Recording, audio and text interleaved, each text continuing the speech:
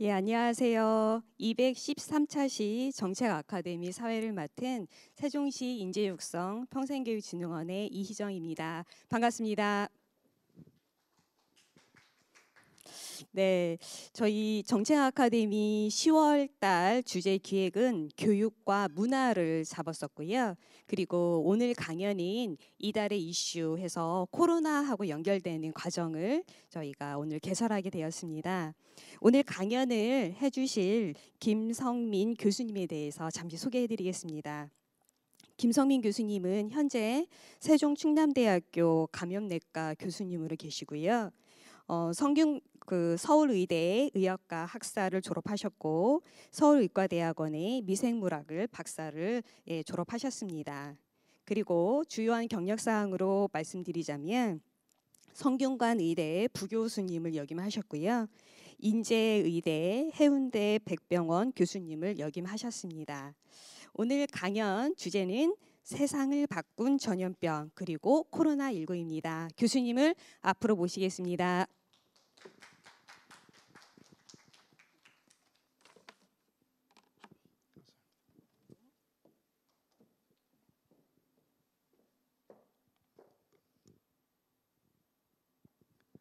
네, 감사합니다.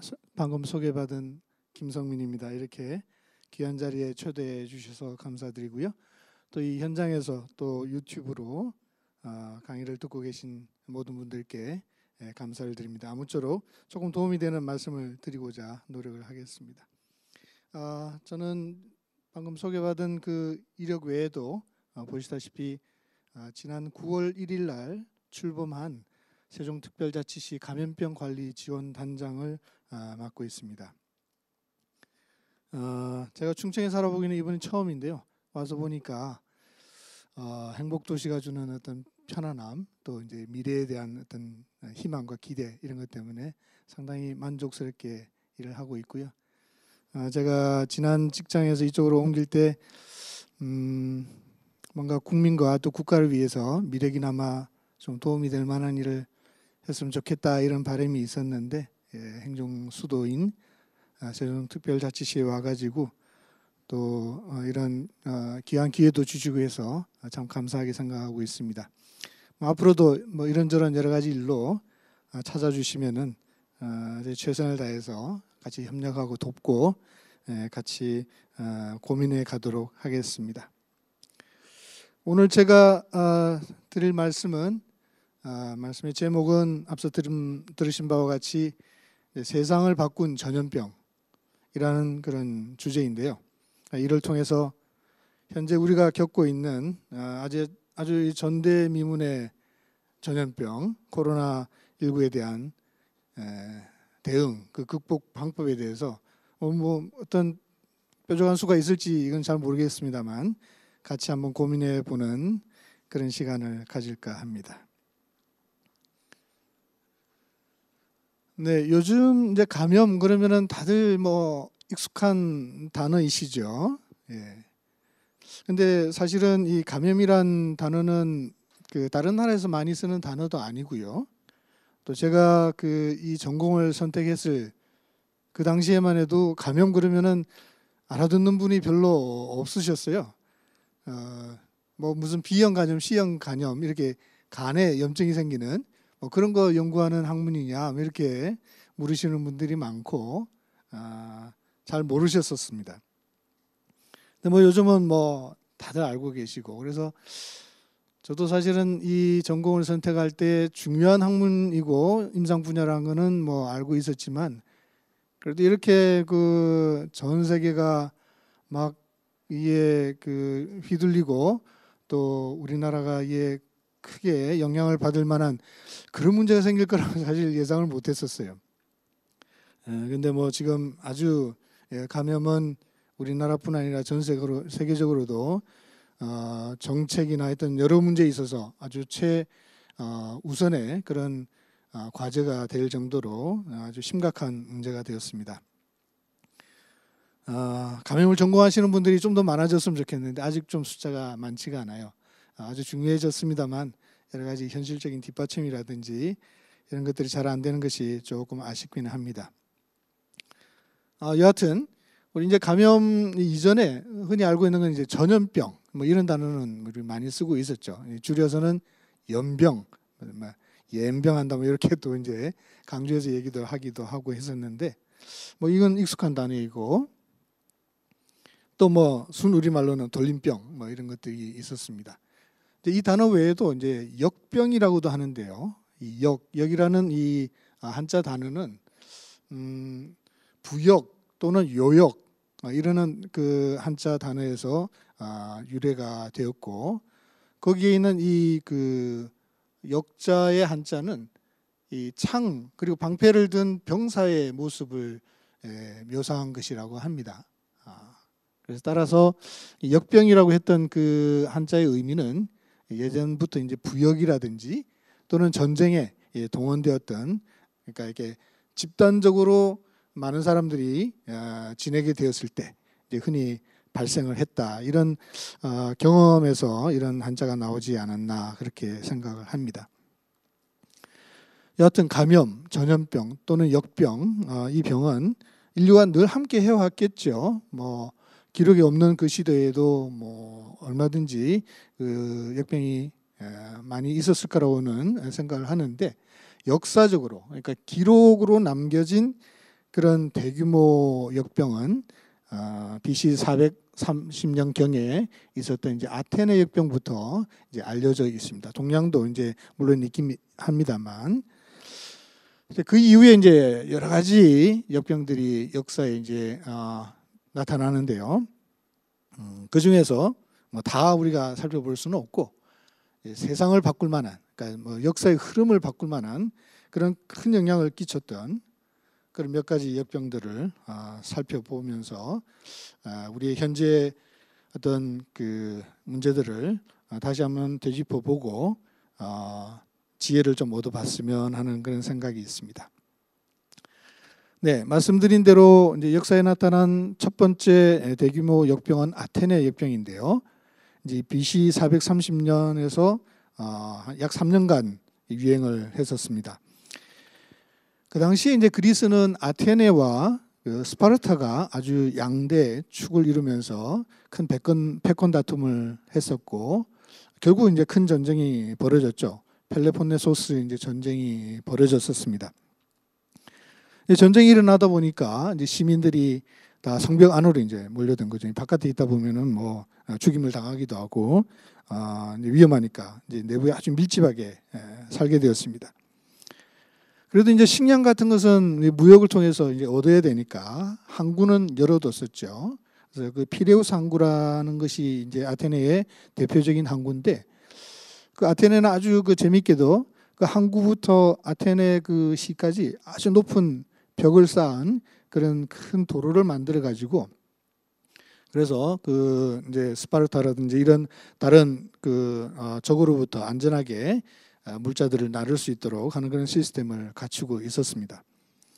여하튼 이런 어떤 밀집된 환경, 그다음에 계속된 어떤 그 무역 이런 걸 통해서 전염병이 들어왔어요. 그래가지고 그 전염병이 그 당시 아테네 병사의 4분의 1, 시민의 3분의 1이 이것으로 인해서 사망을 했고 아주 유명한 지도자였던 페리클레스도 사망을 했습니다. 결국은 아테네는 물론 뭐 여러 가지 그 군사적인 문제도 있었겠지만 이런 역병으로 인해서 그 전쟁의 주도권을 상실을 하고 패전을 하고 BC 404년에는 이제 스파르타에 항복을 합니다. 이후에 아테네는 이제 역사의 뒤안길로 사라지는 운명을 맞게 되는데요. 그 당시에 역병 뭐 정확하게는 이제 알 수는 없지만 그 임상 증상이라든지 이런 것들을 추정을 해봤을 때 발진티푸스는 사람 몸에 있는 이 알죠? 라우스 그 이에 의해서 옮기는 그런 병이고, 그다음 장티푸스는 이제 오염된 음식을 통해서 물을 통해서 이제 옮는 병이죠. 이런 병으로 추정을 하고는 있습니다. 아주 뭐 대표적으로 이 두 가지 병은 전쟁 시에 유행을 많이 하는 병이죠. 우리나라의 그 한국 전쟁 때 6.25 전쟁 때도 역시나 발진티푸스 그다음 장티푸스가 거의 뭐 평소에 비해서 10배 이상 환자가 많이 발생한 그런 기록을 가지고 있습니다. 여하튼 이 아테네 역병은 그리스의 패권이 달라지고 그리스의 여러 가지 역사가 바뀌는 그런 운명을 초래를 했고요. 그 다음에 유명한 것이 안토니우스 역병이라는 것이 AD 165년부터 약 15년간 유행을 했는데요. 이때는 이제 로마가 전 세계 서방에 패권을 쥐고 있을 때, 안토니우스는 그 로마의 6명의 현명한 황제들, 현제 중에 속하는 그런 한 분이죠. 근데 군대를 이끌고 동방 원정에 나섰다가 그 군대가 다시 복귀하면서 로마 전역에 퍼지게 됐는데, 당시에 로마 시민의 약 하루에 2,000명씩 사망을 하고, 로마 제국 그 인구로 따지면은 약 500만 명, 3분의 1 인구가 사망하는, 한 3명, 4명 중에 한 사람이 그냥 죽는 아주 엄청난 그런 문제를 일으켰었습니다. 황제 안토니우스도 사실 이것으로 사망을 했다고 하고요. 여러분들 그 글라디에이터 영화 보셨죠? 거기에 나오는 그 배경이 안토니우스 황제 때입니다. 영화에서는 사실은 뭐 아들에게 이렇게 암살당하는 것으로 이렇게 되어 있습니다만, 그건 이제 각색이고 사실은 이 안토니우스 역병으로 인해서 사망을 했다고 알려져 있습니다. 이 역병은 아마 그 천연두 아니겠느냐 또는 홍역 아니겠느냐, 그 당시 임상 그 증상을 갈렌이 그때 주치의였고 아주 임상상을 잘 기록을 해놨는데 그렇게 추정을 하고 있습니다만, 여하튼 이 안토니우스 역병, 그 다음에 이제 키프리아누스 역병, 이런 몇 가지 역병들이 잇따르면서 이제 로마는 동서로마가 서쪽에 그 로마시를 중심으로 한 소로마와 비잔티움을 수도로 한 동로마로 이렇게 양분이 되면서 이제 나라가 나뉘는 그런 어떤 역사를 겪게 됩니다. 자, 그 다음에 이제 볼 수 있는 게 이제 유스티아누스 역병인데요. 이제 한 400~500년을 지나서 AD 541년경에 있었던 건데, 이때는 이제 동서로마가 이제 이미 나눠져 있고 동로마 제국에서 시작을 했는데, 비잔티움 또는 콘스탄티노플, 현재는 터키의 이스탄불 거기죠. 거기가 이제 그 흑해하고 이렇게 연결되는 아주 그 무역의 중심지에 있었기 때문에 굉장히 하여튼 도시가 발달하고 많은 무역들이 오가고 하던 그런 지역이었는데, 그때 유스타니아누스라는 그 황제가 있을 당시에 역병이 생겼는데, 그때 콘스탄티노플 도시 인구의 약 40%가 사망을 하고, 그 다음에 유럽 인구의 약 60%가 이것으로 사망을 했던, 2명 중에 1명 이상이 이것으로 사망을 한 거예요. 엄청난 거죠. 사실 지금 봐서는 뭐 어떻게 그때 살았을까 하는 게 참 궁금할 정도로 엄청난 그런 사망률을 초래했는데, 그때 당시 병으로 이제 봤을 때 이건 부보닉 플레이그, 선 페스트라. 이 페스트가 조금 있다가 또 나옵니다만 흑사병도 이제 페스트인데요. 페스트가 2가지 단계가 있어요. 여러분들 상식적으로 아시겠지만 페스트는 이제 쥐벼룩의 균이 있다가 그 벼룩이 사람을 물게 되면은 거기로 이제 균이 들어와서 사람에게 아주 급격한 감염을 일으키는데, 처음에는 임파절로 갑니다. 그래서 임파절에서 이렇게 아주 임파절 막 붓고, 그다음에 열이 심하게 나고 피부에도 이제 여러 가지 병변이 생기고, 그러다가 이제 출혈이 일어나고 사망을 하게 되는데, 여기에 더 지나면 폐까지도 가요. 폐까지도 가서 소위 말하는 그 비말 또는 에어로졸 이런 것들을 통해서도 전파가 가능합니다. 그때는 꼭 쥐벼룩이 없어도 사람 간에도 이제 전파가 되는 거죠. 이제 나중에 나오는 흑사병은 이 폐페스트까지 가가지고 더 많은 이제 영향을 끼쳤던 그런 병이었고, 하여튼 유스타니우스 역병은 선페스트로 이제 알려져 있고, 이것으로 결국은 동로마 제국이 멸망하는 그런 길로 가게 됩니다. 그리고 이제 중세의 봉건 시대가 시작이 되는 그런 역사적인 변화를 일으켰었죠. 그다음에 이제 잘 아시는 흑사병. 흑사병은 이제 중세 시대 때 AD 1300 47년경 시작이 됐는데 역시 이것도 콘스탄티노플의 그 무역을 통해서 상선을 타고 전 유럽으로 이제 전파가 됐습니다. 처음에 시작됐던 것이 그 몽골하고 이렇게 전쟁을 하고 있던 카파시라는 곳에서 시작이 됐다 그러고, 당시에 이제 그 몽골군 내에 패스트 환자들이 도니까 몽골군이 더 이제 전쟁을 수행을 하지는 못하고 회군을 하면서 당시에 그 죽어 있는 시체들을 공성기를 통해서 카파시 내로 던졌다고 해요. 어떤 그것 때문에 시작됐다 이런 기록이 있습니다만 그게 얼마나 정확한 얘기인지는 뭐 사실은 잘 모르겠습니다. 여하튼 뭐 그런 기록이 있고요. 그 이후에 전 유럽에 뭐 거의 한 그 5년간 이렇게 유럽에 전파가 되면서 유럽 인구의 이것도 약 절반 이상이죠. 45 내지 60%가 사망을 하고요. 그 다음에 숫자로 따진다면은 유럽 그 다음에 그 인근의 아시아 지역까지 합쳐서 7,500만 그리고 2억 명 이 사망자가 일어났습니다. 우리나라 인구도 훨씬 넘는 훨씬 많은 그런 사망자가 초래를 했고, 그러니 뭐 사회가 뭐 그때는 온갖 공포와 또 뭐 여러 가지 잘못된 정보로 인한 어떤 테러 뭐 이런 등등으로 인해서 뭐 사회가 정말 혼란에 빠졌었죠. 그리고 이제 그 당시에는 교회가 아주 사회에 큰 영향을 끼치면서 이제 권위적인 그런 지배력을 가지고 있었는데, 사람들이 보니까 뭐 교회도 별로 소용이 없다. 아무리 뭐 교회에서 뭐 예배도 드리고 뭐 이렇게 뭐 참여도 하고 해도 도대체 뭐 이 흑사병이라는 것이 가라앉지를 않고 막 이러니까 교회에 대한 어떤 신뢰들도 많이 이제 떨어지게 된 거예요. 그리고 이제 뭐 귀족주의, 봉건주의 이런 것들도 이제 기반을 잃어버리게 되고, 결국은 이제 중세를 오랫동안 바치고 있던 그런 기반 세력들이 신뢰를 잃고 무너지게 되니까 중세 시대 자체가 이제 몰락을 하는 새로운 시대가 초래되는 그런 역사를 만들어냈습니다. 말씀드린 대로 이 흑사병은 역시 패스트이긴 한데 임파절에만 국한되었던 그런 선 패스트를 지나서 폐까지 전파가 되고, 그래서 사람 간에 전파가 되면서 훨씬 급격하고 광범위하게 전파가 일어났었습니다.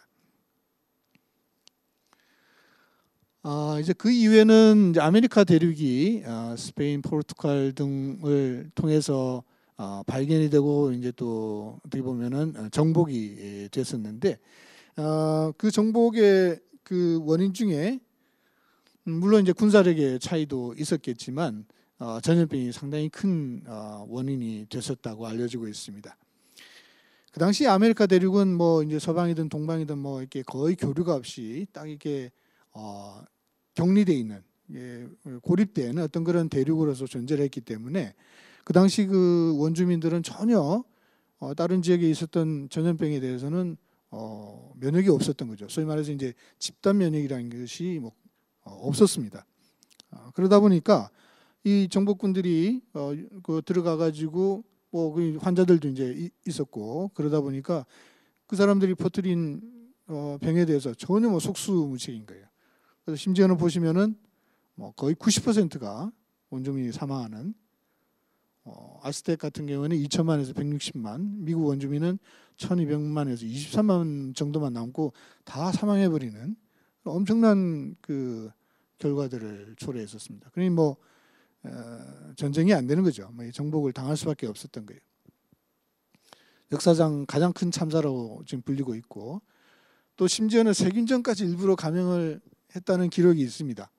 원주민들을 무너뜨리기 위해서 그 환자들이 이제 입었던 옷이라든지 담요라든지 이런 것들을 일부러 그냥 선물인 것처럼 보내기도 하고, 뭐 일부러 던져버리기도 하고 뭐 이래가지고 그 때문에 원주민들이 이제 병을 앓게 되고, 주로 이제 천연두가 많은 그 병 중에 그 역할을 했다고 알려져 있지만 그 외에도 홍역, 장티푸스, 인플루엔자 이런 등등의 여러 가지 병들이 이제 이 신대륙을 정복하는데 큰 영향을 주었었는데, 그러니까 뭐 전혀 그 원주민들은 이에 대해서는 접촉한 적이 없었기 때문에 크게 희생을 당했었습니다. 자, 이제 콜레라는 뭐 지금도 간간히 생기고 있습니다만 지금은 뭐 약도 있고 사실은 패스트도 지금 항생제가 있어요. 지금은 패스트 생겨도 그렇게 겁먹을 필요 없습니다. 아주 간단한 항생제 가지고 치료가 되는데 그 당시에는 뭐 약이 없었기 때문에 당할 수밖에 없었었고요.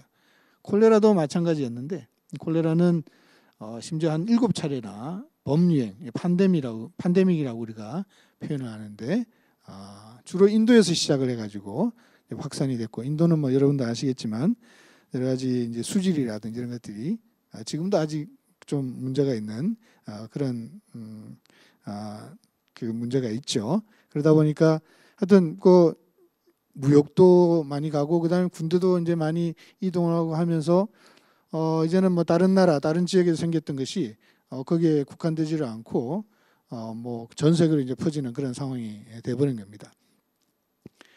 19세기 이후에 수억 명이 사망을 했다고 알려져 있고요. 우리나라도 뭐 기록이 있습니다. 재미있는 것은 그 당시는 아직 이 세균이 뭔지, 물론 치료약은 뭐 전혀 없었고 그런 걸 모르던 시대였어요. 나중에 얘기가 나옵니다만 그 당시에 이제 일반적인 개념은 세균이란 병이란 것은 에너지만 있으면 그냥 저절로 생겨난다.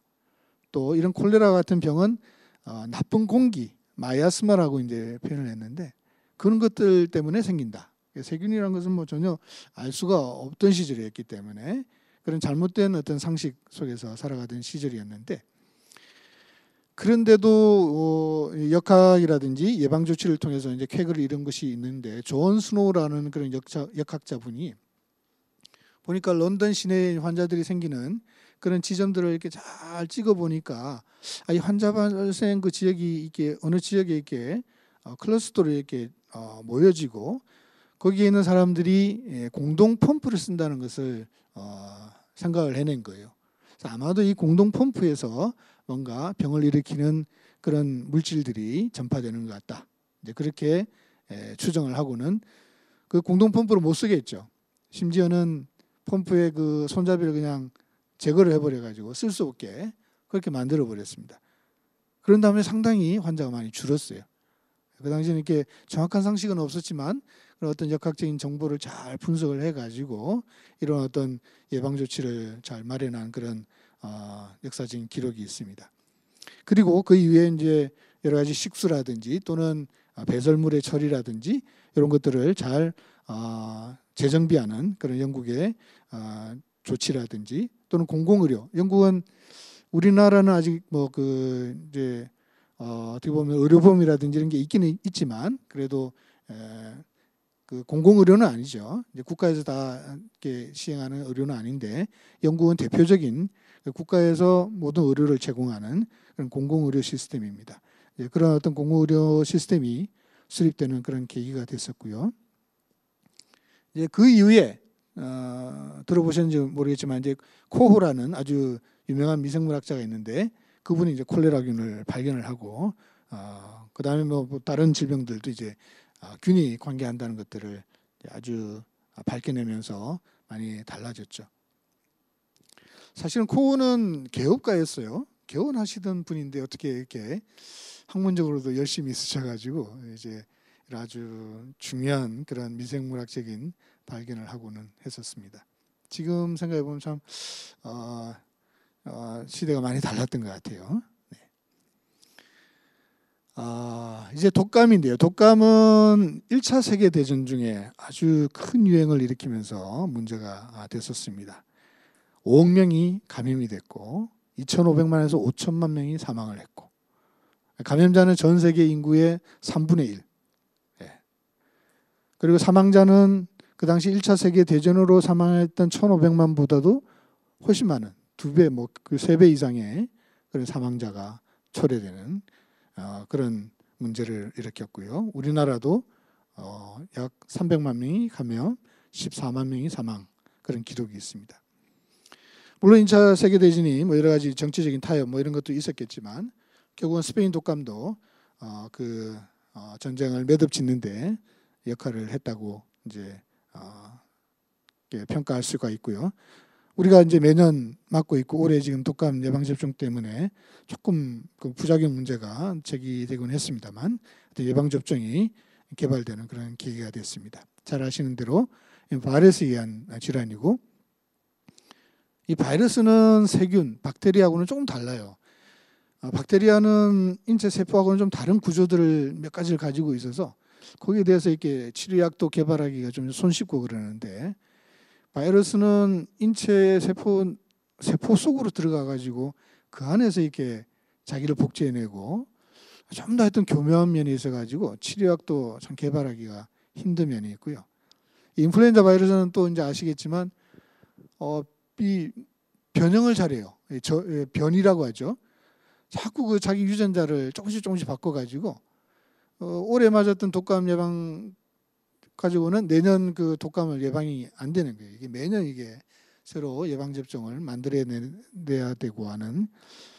그러니까 이게 그 미생물이란 게 바이러스란 거는 어떻게 보면은 이게 생명체냐 아니냐 그런 논란이 있을 정도로 좀 정말 미물에 불과한데 때로는 보면 이게 집단 지능이 있나 이런 어떤 생각을 할 정도로 이게 만만치가 않습니다. 우리가 아무리 노력을 해도 미생물 특히 이제 바이러스 이런 것들을 우리가 이 철퇴시키기가 제거시키기가 쉽지가 않아요. 그래서 아마 이 감염과 세균과의 전쟁은 인류가 존재하는 한 계속되지 않을까.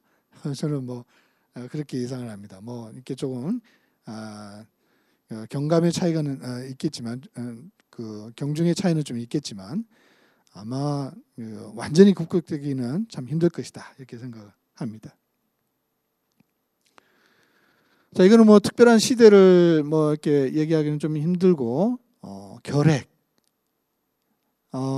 인류와 상당히 오래 전부터 함께해왔던 질병으로 알려져 있습니다. 이집트 미라에 이렇게 그 조사를 해보면은 척추에 결핵이 흔적이 남아 있는 그런 미라가 있어요. 그러니까 고대 때부터 존재를 해온 것으로 생각을 하는데 이제 그 유행이 상당히 일어났던 것은 이제 중세 시대 이후에 이제 산업혁명이 막 일어날 때 이제 그때에 이제 환자가 많이 생겼었습니다. 그래서 중세 시대 때 이제 흑사병이 이제 있었지 않습니까? 그러다 보니까 결핵을 이제 백색 패스트다 이제 이렇게 얘기를 하긴 했습니다만 그래서 조금 다르죠. 흑사병은 굉장히 급격하게 빠르게 이제 전파가 되는데 결핵은 그렇지는 않습니다.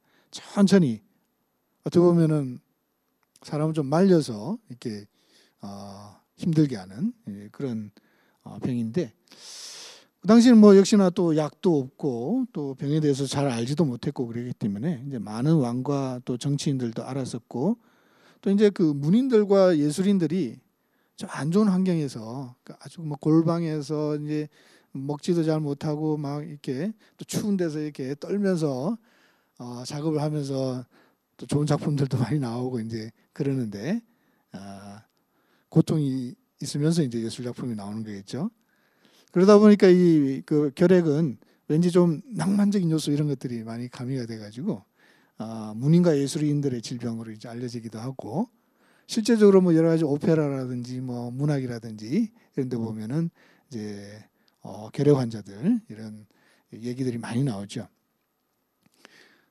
저희가 어렸을 때는 그 자리를 아마 백혈병이 물려받은 것 같아요. 이제 백혈병이 아주 그 뭐랄까 좀 낭만적인 그런 요소가 가미된 그런 병처럼 이렇게 좀 알려지기는 했었습니다만 여하튼 이 결핵도 이제 큰 문제가 되고 아직도 우리가 결핵에서 벗어나지는 못하고 있죠. 우리나라도 OECD 국가 중에서 결핵이 상당히 많은 나라로 좀 알려져 있고 여러 가지 노력을 하고는 있습니다만 하여튼 이 좀 문제 잠복 결핵 이게 참 문제인 것 같아요. 결핵이 몸 속에 들어와 가지고는 다 없어지거나 또는 계속 병이 있거나 이러면은 그걸 뭐 치료를 하든지 아니면 치료가 안 되면 정말 어떻게 보면 잘못되거나 이렇게 하면 병이 좀 이렇게 종식이 돼갈 수가 있는데 이 결핵은 몸속에 남아 있으면서도 죽지는 않고 그러다가 어느덧 이게 불씨가 이렇게 나타나 가지고 병을 일으키고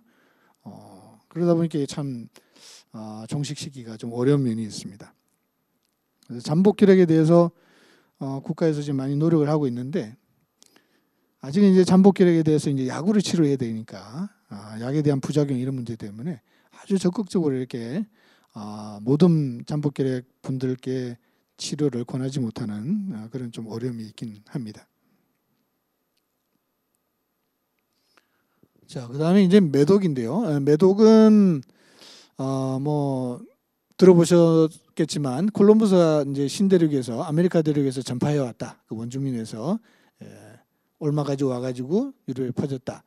그런 얘기가 있는데 사실은 뭐 조사를 해보면 그 전부터 있었다 이런 어떤 그 결과도 있습니다. 어떤 시기는 막 유행이 일어났던 시기는 이때 시기하고 일치를 하고 먼저 스페인에서 이렇게 유행을 했다가 프랑스로 전파가 되고 그다음 프랑스와 이태리가 나폴리에서 전쟁을 일으켰는데 그 당시에 또 아주 큰 유행이 일어났었어요. 그래서 프랑스에서는 나폴리병이라고 이렇게 이름을 붙였고 이탈리아에서는 프랑스병이다 이제 이런 이름을 붙였다고 그래요. 지금도 뭐 코로나19에 대해서 어디서 시작이 됐느냐 뭐 서로 그냥 네가 잘못했다 뭐 네가 잘못했다 막 그러고 있는데 이 당시도 하여튼 그 병에 대한 그 책임을 서로에게 이렇게 미루는 그런 일이 있었습니다. 역시 많은 유명인들이 알았다고 그래요. 성병인데 뭐 그 당시에 이제 성문화도 뭐 시대가 상당히 오래전이긴 하지만 그렇게 건전하지는 못했던 것 같고요. 보면 이제 히틀러, 뭐 무솔리니, 뭐 이런 등등의 알카포네도 있고, 뭐 독재자라든지 아주 유명한 범죄자 이런 사람도 이제 매독을 앓은 것으로 되어 있는데, 이 매독은 조금 그 진행이 되면은 중추신경까지 가요.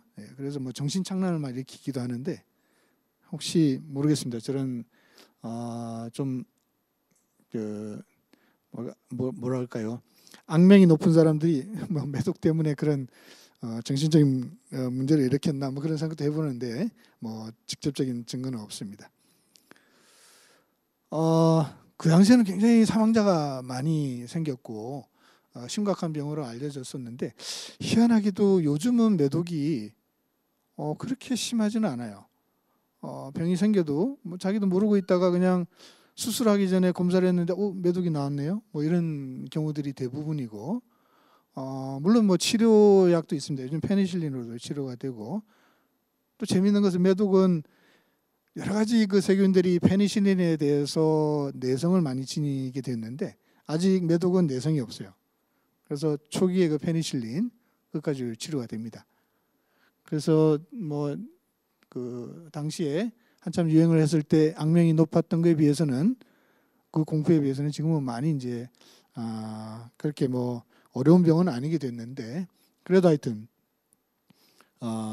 지금까지도 문제가 되고 있고 또 역사에 상당히 큰 획을 그었던 그런 질병 중에 하나입니다. 이제 한센병, 이제 뭐 문둥병이라고도 하고 나병이라고도 합니다만 그건 조금 이렇게 좀 수치심을 일으킬 수 있는 그런 명칭이어가지고 요즘 공식적으로 이제 한센병, 이 병 그 균을 밝혀내신 분이 이제 한센이라는 분인데 그분의 이름을 딴 이제 병입니다. 사실은 뭐 고대 적부터 잘 알려져 있는 병이고 또 이제 성경에 등장하면서 이제 뭐 누구나 다 알고 있는 그런 사회적인 격리가 필요한 질환의 대명사로 인식이 되고 있죠. 근데 사실은 그 성경에서 얘기한 문둥병이라는 것이 꼭 이런 한센병을 얘기한 것은 아니라고 하는 것이 정설인 것 같아요. 뭐 여러 가지 피부병들, 전파가 많이 일어날 수 있는 그런 피부병을 다 합쳐서 그냥 그 문둥병이라고 했던 것 같고, 사실 문둥병은 이렇게 사진에서 보시다시피 그 말초신경, 감각신경이 이제 자꾸 떨어져가지고 여러 가지 감염이 생기고 수지가 떨어져 나오고 그래도 잘 인식을 못해요. 그래서 나중에 보니까 손발이 막 뭉뚱그려지고 얼굴도 막 일그러지고 하는 이런 조금 그 괴이한 그런 형태가 돼서 조금 그렇지만 그래도 전염력은 그렇게 강하지는 않습니다. 뭐 사실은 우리가 일반적으로 다른 어떤 전염병에서는 비해서는 그렇게 전염력은 강하지는 않은 것으로 알고 있고요. 혹시 아시는 분인지 모르겠지만 다미행 신부라고 미국에서 이제 그 한센병 환자들을 다 하와이에다 이렇게 격리시켜 가지고 거기서 지내게 했는데 거기에 가서 이제 선교 활동을 했던 신부님이시죠. 근데 이분도 뭐 이렇게 1년에 한 100명 이상 그 한센병으로 사망하는 사람들 돌보고 하는데 자기는 멀쩡한 거예요. 그래서 그 처음에 나병 환자들이 뭐 당신은 뭐 이렇게 멀쩡한데 뭐 우리 사정을 잘 알겠느냐 이렇게 좀 멀리했다 그러는데 그래서 일부러 기도했다 그러죠. 나도 좀 나병에 걸리게 해달라고. 결국은 나병에 걸리셨어요. 그래가지고 그것 때문에 돌아가셨는데 하여튼 그만큼 이렇게 전염력이 강한 병은 아닌 것으로 알려져 있습니다. 이거는 여담이긴 합니다만 배너에도 보면은 그 배너의 주인공 배너의 엄마와 어머니와 누이가 이제 한센병에 걸리고 그것 때문에 격리가 돼 있었었죠.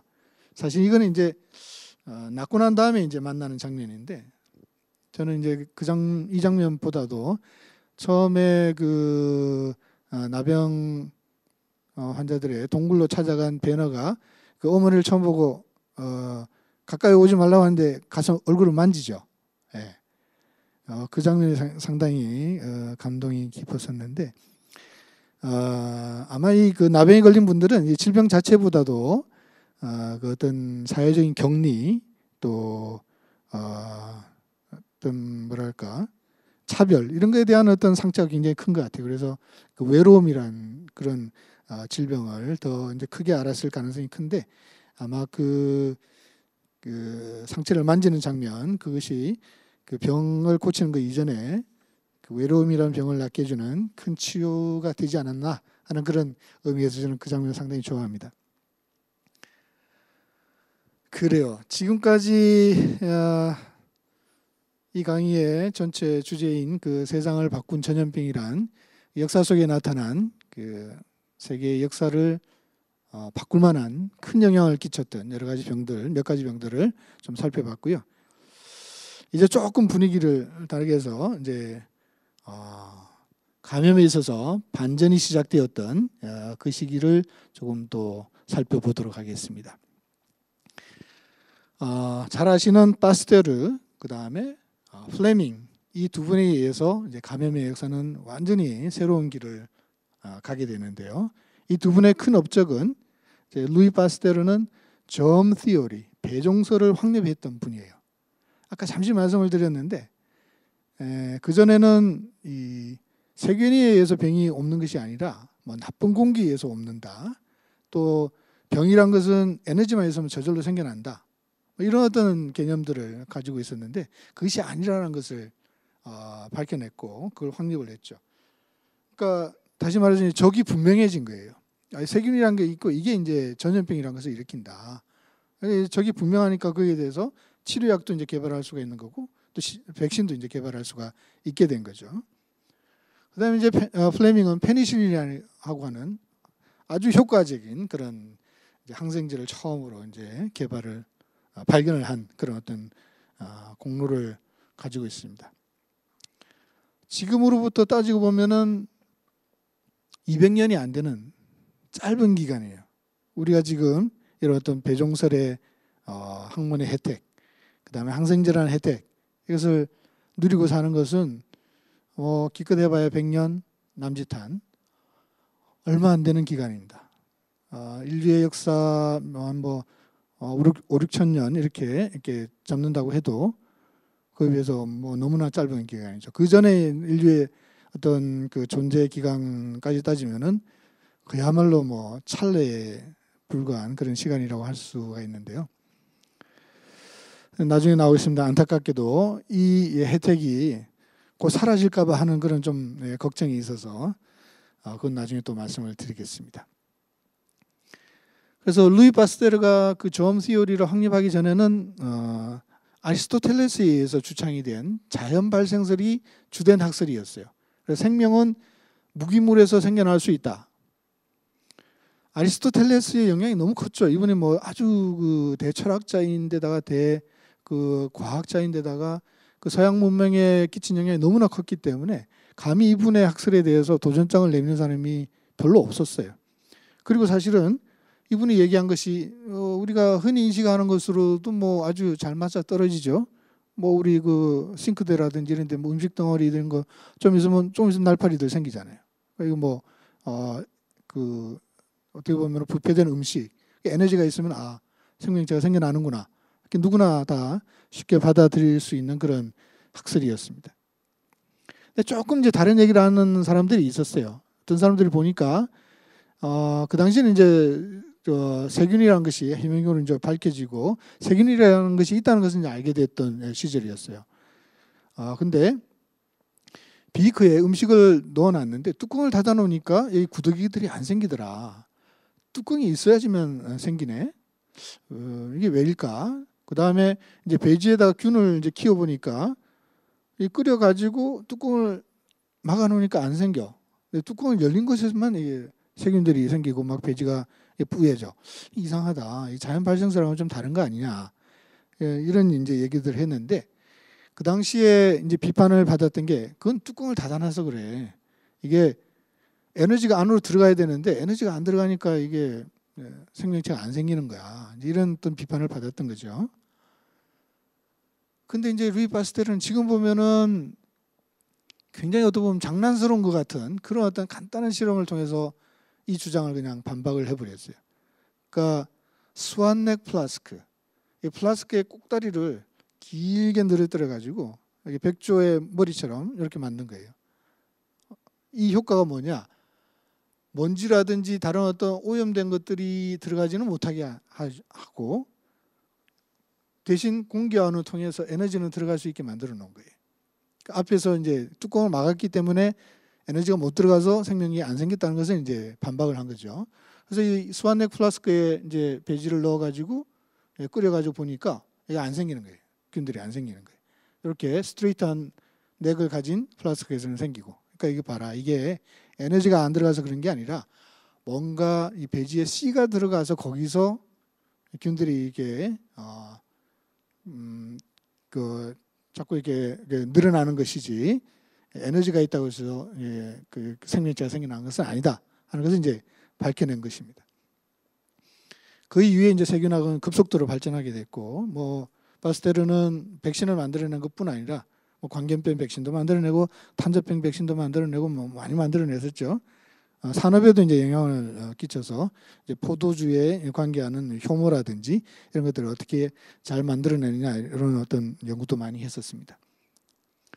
그다음에 이제 플레밍이 페니실린을 발견한 그런 어떻게 보면 사건, 어떻게 보면 우연이라고 할 수 있는 행운이라고도 할 수 있는 그런 일인데, 근데 사실은 뭐 아시겠죠? 이게 한 3주간인가 긴 휴가를 갔었어요. 그러면서 균을 이제 키우는 배지들을 이렇게 쌓아놓고 갔는데 갔다 와서 보니까 한 배지에 곰팡이가 슬어가지고 균들이 안 자라는 거예요. 이거 버리려고 했는데 한 친구 와가지고 이게 이 곰팡이에서 균을 못 자라게 하는 뭔가 있는 게 아니냐. 그 얘기를 듣고는 여기에서 페니실린이라는 그런 약물을 추출하게 됩니다. 페니실륨이라고 하는 곰팡이에서 나왔다는 그런 의미에서 그렇게 이름을 정했는데요. 그래서 저는 이 강의를 할 때마다 늘 얘기가 긴 휴가도 상당히 필요하다. 역사의 어떤 대단한 발견을 위해서는 좀 이렇게 놀고 길게 휴식하는 것도 필요하다 그런 주장을 합니다만, 하여튼 그 플레밍이 연구하시던 그 연구실 아래쪽에 곰팡이를 연구하는 연구실이 있었고 거기서 배기관을 통해서 이 곰팡이가 올라온 것 같습니다. 근데 사실은 이게 단순한 행운만은 아닌 게 그 플레밍은 그 전부터도 이 항생제를 개발하려고 많이 노력을 했었어요. 그래서 비슷한 현상이 한번 있었는데 자기가 감기가 걸렸는데 그 콧물이 이제 배지에 떨어졌는데 그 주위에 이제 균들이 안 자라는 거예요. 그래서 라이조자임이라는 성분이 콧물에 있어가지고 균을 못 자라게 한다는 것을 이미 밝혀내고 있었어요. 그러니까 이 현상도 사실은 거기에 연관되어가지고 이 배지를 버리지 않고 페니실린을 개발하는 데까지 이르지 않았나 생각을 합니다. 페니실린의 효과는 정말 드라마틱했었어요.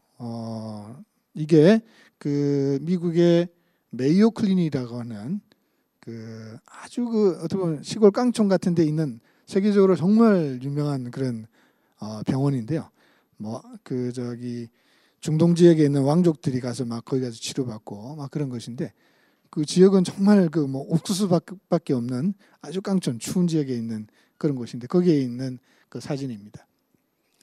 어떤 아이가 포크를 가지고 놀다가 이게 찔렸어요. 목에 찔렸는데 막 괴사성 그 피부 근막염이 막 생기고 쇼크가 일어나고 거의 이제 죽어가는 그런 상황이었죠. 근데 그 메이오 클리닉에 있는 젊은 의사가 최근에 그 페니실린이라는 약이 이제 개발이 되고 있는데 아직 승인은 안 났지만 한번 써볼 가치가 있을 것 같다. 그래서 썼는데 3일 만에 아이가 이렇게 변했어요. 엄청난 변화죠. 페니실린은 그 당시 정말 기적의 약이었습니다. 이거는 그 2차 세계대전 당시에 있었던 잡지의 제목인데 우리 페니실린 때문에 집으로 돌아오게 됐다. 그러니까 이 페니실린이 사실은 그 발견이 되고 난 다음에도 개발이 되지는 않았었어요. 그냥 학문적으로 그냥 학술지에 보고만 됐었는데 2차 세계대전이 일어나면서 미국 국무성에서 이 병사들이 창상으로 인해서 이제 죽어가는 경우들이 많은데 이걸 어떻게 좀 치료할 수 있는 약을 좀 개발을 하자. 그래가지고 논문을 뒤지다가 이제 플레밍의 논문을 발견을 하고 그래서 다시 이제 개발이 시작된 거예요. 그래서 처음에는 이제 독성도 있고 막 그랬었는데 그걸 잘 퓨리파이 해가지고 페니실린을 이제 개발을 했던 겁니다. 그래서 그 당시에 진짜 창상 감염을 앓았던 많은 병사들이 도움을 얻었었죠. 처칠 수상도 폐렴에서 페니실린 때문에 살아났던 얘기인데 이건 아마 잘못된 얘기 같아요. 이거는 설파제라고 하는 그전 다른 약에 의해서 치료를 했다고 알려져 있습니다. 여하튼 뭐 혹시 이 영화 보셨는지 모르겠는데 아주 오래된 영화인데 유명한 영화이긴 합니다. The Third Man이라고 하는 영화인데 내용인즉슨 어떤 약을 가지고 그 암거래가 일어나고 그 사이에 막 살인 사건이 일어나고 그래서 형사가 가서 그걸 조사를 하는데 죽었다고 생각한 자기 친구가 막 범인이고 막 이런 어떤 영화인데 지금 보면은 그 마치 마약 그 거래하는 그런 듯한 그 스토리를 가지고 있죠. 근데 그 약이 뭐냐? 페니실린이에요, 사실은. 값이 상당히 비쌌고 구하기가 어려웠던 약이고 효과도 너무나 좋았기 때문에 기적의 약으로 그리고 암 거래가 되던 그런 약이었습니다. 그 다음에 이제 또 하나의 쾌거는 이제 백신이죠. 제너가 천연두 백신을 개발한 이후에 그 당시에는 이제 사파에 보면은 막 이 백신을 맞으면은 소처럼 그냥 팔다리가 변한다 이런 막 그 잘못된 정보를 전할 만큼 거부감도 있긴 했습니다만 하여튼 그 백신의 효과는 너무나 엄청났고요. 이후에 보시면은 딥테리아 그 다음에 홍역 이게 이제 환자 수가 줄어든 거고 이게 예방접종의 수입니다. 그러니까 예방접종을 하면서 환자는 뭐 거의 아주 급속도로 줄어드는 거죠. 그 다음에 뭐 백일해, 그 다음에 뭐 그 소아마비 등등 심지어는 없어진 병도 있습니다. 1979년에 WHO는 스몰폭스 천연두는 이제 지구상에서 사라졌다 이렇게 선언을 했어요. 그 이후에 이제 실험실에서 잘못 이게 오염이 돼가지고 걸린 적은 있었지만 실제적으로 환자가 생긴 적은 없습니다. 그러니까 백신의 효과는 이렇게 아주 항생제와 마찬가지로 큰 어떤 효과를 보였는데요. 뭐 혹시 여러분도 보셨는지 모르겠는데 어르신들 분들 중에 이렇게 천연두 곰보라 그러죠. 얼굴에 얽은 자국이 있는 분들이 있었습니다. 우리나라 그 옛날에 그 재상들 그 얼굴 그림을 보면은 거의 다 이렇게 곰보 자국이 남아 있는 그런 얼굴들 하고 계시는데 하여튼 그렇게 아주 맹위를 떨쳤던 사망률도 높고 했던 병인데 이제는 사라진 병이 됐습니다. 근데 균도 가지고 있고 백신도 가지고 있어요. 왜냐? 바이오 테러, 생물 전에 대비를 하기 위해서 이게 굉장히 그 파급력이 크기 때문에 한번 뿌리면은 그냥 뭐 진짜 전쟁에서 그러니까 우리는 다 백신 맞고 적군한테 그냥 뿌려버리면은 쉽게 이길 수도 있기 때문에 그런 우려 때문에 지금 백신을 가지고 있죠. 우리나라도 마찬가지입니다. 자, 이제까지 그 이제 역사 속으로 한번 들어가 봤고 이제는 현실로 다시 돌아와서 21세기를 살아가는 우리한테 있어서 이제 감염병이 어떤 문제가 있느냐, 어떤 고민을 해 가야 되느냐 이걸 두 가지로 좀 말씀을 드리고 싶은데요. 오늘 소주제의 어떤 이제 코로나19에 대해서는 이제 조금 이따가 좀 말씀드리고, 그 전에 이제 항생제 내성을 조금은 살펴보고 넘어가려고 합니다. 이거는 다음에 한번 또 기회를 주시면은 조금 더 깊이 있게 말씀을 좀 드리고 싶은데, 저는 사실은 코로나19도 문제지만 항생제 내성도 상당히 심각한 문제라고 생각을 해요. 항생제 내성의 영향에 대해서 2016년도에 그 영국의 짐 오닐이라는 이 경제학자인데, 경제학자에게 용역을 줘가지고 이제 분석을 하라고 했더니, 지금 현재대로 가면은 2050년대가 돼서는 항생제 내성 때문에 1,000만 명이 매년 사망할 것이다. 전 세계적으로. 안보다도 훨씬 많은 숫자가 사망할 것이다. 그리고 향후 35년 동안에 세계 GDP의 3.5%에 되는 경제적인 손실을 초래할 것이다. 이렇게 예상을 했어요. 사실 좀 감이 잘 안 오시죠? 지역적으로도 이제 아시아에 인구도 많고 항생제 내성률이 높기 때문에 제일 큰 영향을 받을 것이다 그랬는데, 사실 그 일상생활에서는 잘 모르실 수도 있어요. 모르실 수도 있는데 병원에서 보면은 사실은 좀 끔찍합니다. 왜냐하면은 쓸 약이 없기 때문에 그래요. 아까 말씀드린 페니실린, 창상감염이 굉장히 효과가 좋았는데, 창상감염의 주된 원인균은 포도알균, 스테필로코쿠스라고 하는 포도 모양으로 이렇게 생겼어요. 현미경으로 보면은 그 균이 이제 대표적인 균인데, 지금이 아니죠. 뭐 이게 벌써 오래전부터 포도알균은 페니실린 치료가 안 돼요. 그 역사를 보면은 페니실린이 나오고 한 10년이 되기도 전에 병원 내에서 이 황색 포도알균은 페니실린의 내성을 가지게 됐습니다. 80%가. 그 다음에 한 20년이 지나니까 지역 사회 내에서도 이제 80% 이상이 내성을 지녔어요. 이제는 페니실린으로 창상감염, 또 뭐 피부, 연조직 감염 치료 못합니다.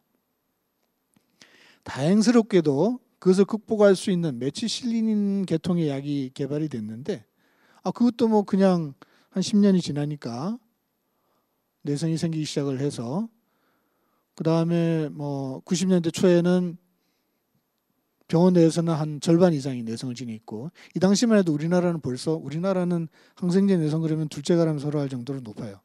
한 75% 이렇게 내성이 있었고요. 다행히 그래도 메칠실린 내성에 대해서는 이 방코마신이라는 약을 가지고 견디고 있었는데, 이 방코마신에 대해서도 90년대 중반, 그 다음에 2000년대 초반에 와서는 아주 고도 내성까지 생기는 균이 생기고, 심지어는 이 메칠실린 내성도 지역 사회 내에서 내성이 생기기 시작했습니다. 그러니까 다시 말해서 항생제는 쓰면 쓸수록 자꾸 내성이 생겨요. 거기에 대해서 뭔가 좀 개발을 해낼 수도 있겠지만 또 내성이 생겨요. 점점 이러다 가다 보면 끝이 없는 거예요. 한계에 이제 부딪히는 거죠. 지금 이제 항색 포도알균만 말씀을 드렸는데, 최근에 제일 우려되는 사항은 이 카바페넴 내성균이라는 거예요. 카바페넴 내성 장내세균. 영어로 써놔서 좀 죄송합니다만 이름이 장내세균이에요. 장내세균이라는 것은 누구나 다 가지고 있다는 거예요. 그러니까 그 대장균, 이콜라이라고 하는 대장균이라든지 이런 것들이 이제 장내세균 속에 속하는데, 우리는 몸인 속은 아니죠. 사실은 장내에, 장이 이제 몸 사실은 바깥인데 거기에 대장균이라든지 이런 것들이 득실득실해요. 그게 있어야 돼요. 요즘 그 장내세균총 이제 그런 얘기도 하는데, 그런 것들이 있어야지 우리 몸을 또 유지를 시켜주는 역할들을 합니다. 근데 그게 거기에만 있지 않고 다른 데 가서 있게 되면 이 병을 일으켜요. 가령 뭐 소변으로 이제 들어간다 그러면 이제 요로감염, 신우신염 뭐 이런 것들을 일으키고, 장이 뚫어진다면 이제 복막염, 또 뭐 그 복강 내에 이제 뭐 농양을 생기게 한다든지, 또 뭐 간이라든지 다른 장기에 감염을 일으킨다든지, 하여튼 장내에 있지 않고 이제 다른 데 가면 이제 문제를 일으키고, 그게 상당히 많은 감염의 원인균이 되고 있습니다. 여성들은 평생에 한 번 이상은 다 요로감염을 앓는다 이럴 정도로 굉장히 흔한 병이죠. 이게 대표적인 이제 장내세균, 이콜라이 이런 것들인데, 그게 점점 내성이 이제 많아지다가 최근에는 카바페넴에도 내성을 가진 그런 장내 세균이 나타났다는 거죠. 카바페넴은 이런 장내 세균에 대해서는 거의 마지막 약이에요. 쓸 약이 없어요 이제 그 다음에는.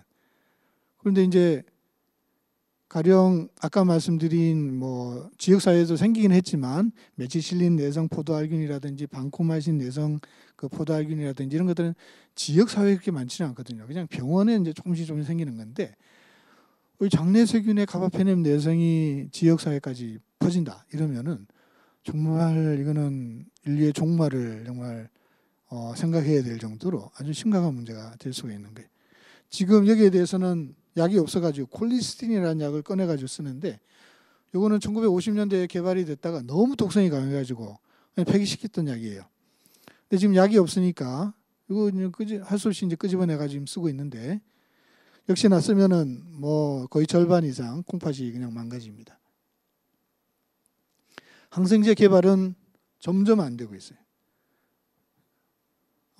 약 10,000개 정도 후보 물질이 생기면 그중에 1개가 성공할까 말까 그러는데 개발 비용은 뭐 급속도로 이렇게 천정부지로 올라가고 그러다 보니까 이제 뭐 다들 제약회사가 항생제 개발에는 관심이 없고 뭐 다른 약들 돈 되는 약들 근데 항암제는 이제 굉장히 비싸니까 그런 것들 또 뭐 비아그라 뭐 이런 것들에 이제 관심을 가지고 있지 항생제 개발 안 해요. 이 앞으로 이제 큰일입니다.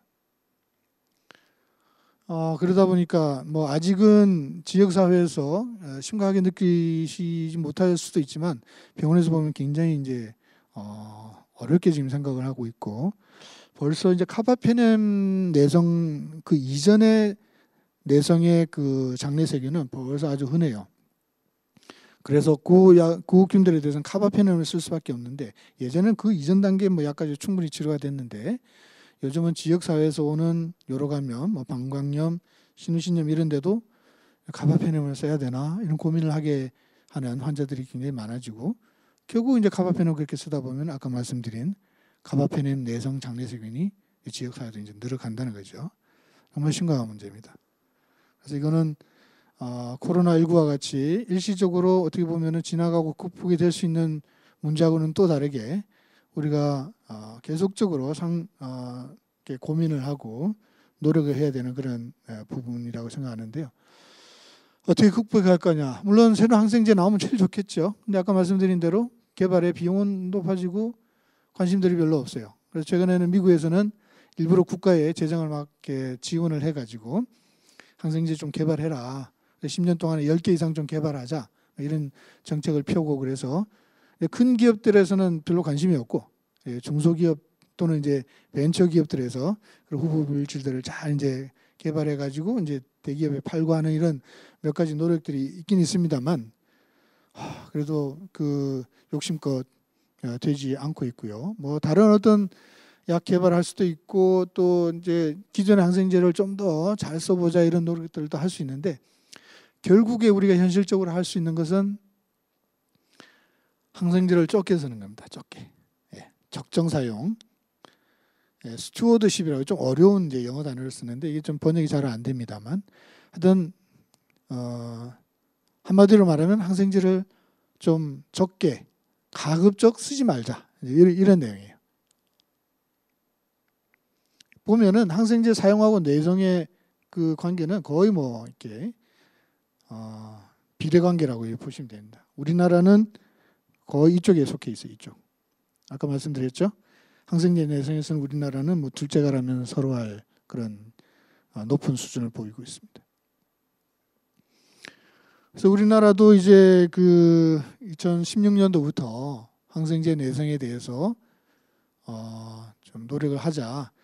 먼저 WHO에서 권했죠. 그 전 글로벌 액션 플랜이라고 그래가지고 나라마다 항생제 내성에 대한 정책을 만들어내라 이렇게 좀 압박을 했는데 그때 이제 우리나라에 그 큰 국제 회의가 열리면서 이제 국가적으로 그 아젠다가 이제 항생제 내성이었고 우리나라도 이제 내셔널 액션 플랜 국가의 이제 대책을 내놔가지고 여러 가지를 하고는 있습니다만 좀 급조된 그런 느낌이 있어요. 그 정책이 아주 그리 세밀하지는 못했고 그래서 그 결과도 아직까지는 뭐 이렇게 썩 높지는 않다고 생각합니다. 그래서 뭐 대표적으로 하는 게 이제 항생제는 감기약이 아닙니다. 이제 이런 캠페인을 많이 하고 있는데 감기 때 항생제 쓸 필요 없다는 거죠. 대부분 바이러스이기 때문에. 이제 이거는 이제 지역 사회에서 많이 해야 될 문제이고 한편으로는 이제 고도내성은 역시나 병원에서 시작을 해요. 병원에서 시작을 해서 이제 지역 사회로 이제 퍼져나가는데 병원 내에서 노력도 많이 이루어져야 되는데 그게 참 어렵습니다. 제가 서두에서 말씀드렸다시피 감염을 전공하는 분이 많지가 않아요. 여러 가지로 지원이 잘 안 되기 때문에 늘 이제 병원에서는 뭐 돈 안 되는 거라고 찬밥 신세고 그러다 보니까 뭐 코로나19 생기면 뭐 이런 병들 생기면 그냥 환자 보느라고 그냥 고생하고 젊은 분들이 봤을 때 이거 뭐야 뭐 해봐가지고 뭐 별 전망도 없는 거야 내가 왜 해 이제 이렇게 되는 거죠. 참 문제입니다. 그래서 공공의료 이제 뭐 그런 이제 얘기가 나옵니다만 정책적으로 항생제 내성에 대해서 좀 전문적으로 대처할 수 있는 그런 정책, 지원 이런 것들이 좀 시급하게 이루어졌으면 좋겠다 하는 그런 생각을 하고 있습니다. 또 이에 대해서는 다음에 한번 기회가 되시면은 다시 한번 좀 살펴볼 시간이 있으면 좋겠고요. 그래요. 그럼 이제 마지막으로 우리가 지금 현재 겪고 있는 코로나19 21세기의 전염병 두 번째 카테고리로 한번 좀 생각을 해보려고 합니다. 이 코로나19를 비롯한 최근에 우리가 겪고 있는 많은 전염병들은 인수공통 감염병이라고 이제 큰 범주에서 얘기할 수가 있어요. 인수공통이라고 하는 것은 주노시스라고 하는데 주라는 게 동물이죠. 그러니까 동물과 사람이 서로 같이 앓는 또는 서로 주고받는 그런 병을 인수공통 감염이라고 합니다. 근데 사실은 이제 우리가 최근에 맞닥뜨리고 있는 큰 병뿐 아니라 전체적으로 새로 일어나고 있는 발견되고 있는 병들의 약 3분의 1은 다 인수공통 감염병이에요. 굉장히 그 수가 많은데요. 그럼 도대체 이 인수공통 감염이 왜 증가를 하느냐? 몇 가지 요인이 있습니다. 첫 번째로 그 아마존 뭐 이런 등등 그 여러 가지 그 밀림들이 막 개발을 하면서 야생동물이 살 곳이 점점 줄어들고 있어요. 그러니까 야생동물이 자꾸 이제 인가로 내려오고 또는 뭐 개발하는 사람들과 접촉할 기회가 많아지고 있는 거죠. 그 다음에 야생동물을 이렇게 배고픔 때문에 또는 어떤 관습 때문에 자꾸 섭취를 하고 이게 뭐 보고에 따라서는 좀 다릅니다만 그래도 매년 수천 톤 무역이 일어나고 있다고 그래요.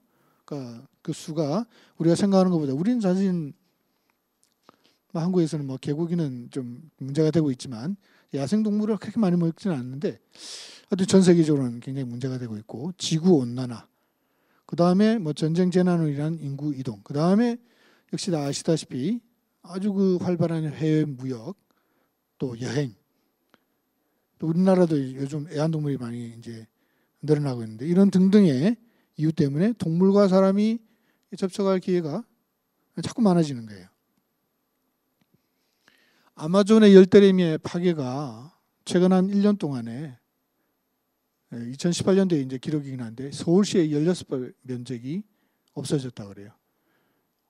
이 사진에서는 큰 차이가 없어 보이긴 합니다만 이 워낙 큰 땅덩어리니까 그 면적이 굉장한 거죠. 우리나라 기업이 뭐 팜유를 뭐 이렇게 생산하기 위해서 이렇게 밀림을 파괴한 그런 사진도 올라와 있고, 하여튼 아마존에 이렇게 또 나무들을 구하기 위해서 개발을 하고 이런 또 문제들 때문에 밀림이 자꾸 없어져 가고 있습니다. 요거는 요거 뭐 같아요? 꼭 오징어처럼 생겼는데 사실 이게 박쥐입니다. 박쥐.